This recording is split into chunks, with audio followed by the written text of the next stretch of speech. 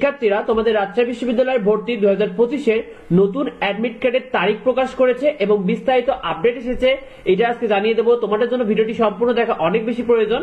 শিক্ষার্থীরা তোমাদের নতুন অ্যাডমিট কার্ড ও পরীক্ষা সংক্রান্ত তোমাদের নতুন অ্যাডমিট কার্ড পুনরায় ডাউনলোড শুরু হতে পারে 12ই মার্চ থেকে। এটা কিন্তু জানিয়েছে বিশ্ববিদ্যালয়টি আইটি সেন্টারের পরিচালক অধ্যাপক মোহাম্মদ সাইফুল ইসলাম। তিনি কিন্তু বলেছেন যে তোমাদের 12ই মার্চ থেকে তোমাদের নতুন অ্যাডমিট কার্ড ডাউনলোড শুরু হবে।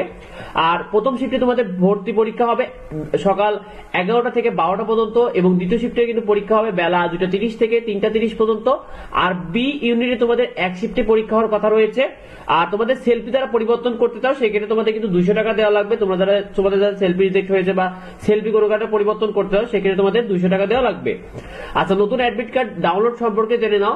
শিক্ষার্থীরা তোমাদের প্রতি ইউনিটে পরীক্ষা দেওয়ার জন্য কিন্তু 2টি করে অ্যাডমিট কার্ড দেওয়া হবে, যেখানে একটিতে লেখা থাকবে তোমাদের ইউনিভার্সিটি কপি আর একটিতে কিন্তু থাকবে ক্যান্ডিডেট কপি।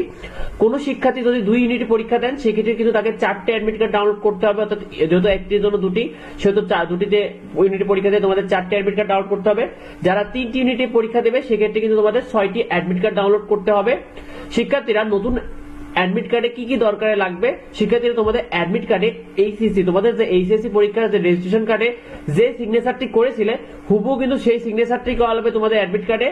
আর তোমাদের ভর্তি পরীক্ষার সময় সকল অ্যাডমিট কার্ড কিন্তু সাথে করে আনতে হবে। 2টাই ইউনিভার্সিটি কপি এবং স্টুডেন্ট কপি 2টাই কিন্তু সাথে করে নিয়ে আসতে হবে, কারণ ভর্তি পরীক্ষার সময় তোমাদের কর্তব্যরত শিক্ষক সেই অ্যাডমিট কার্ডে সিগনেচার করবে এবং তিনি কিন্তু ইউনিভার্সিটি কপিটা তোমাদের জমা দিবে আর ক্যান্ডিডেট কপিটা কিন্তু তোমাকে ফেরত দিবে।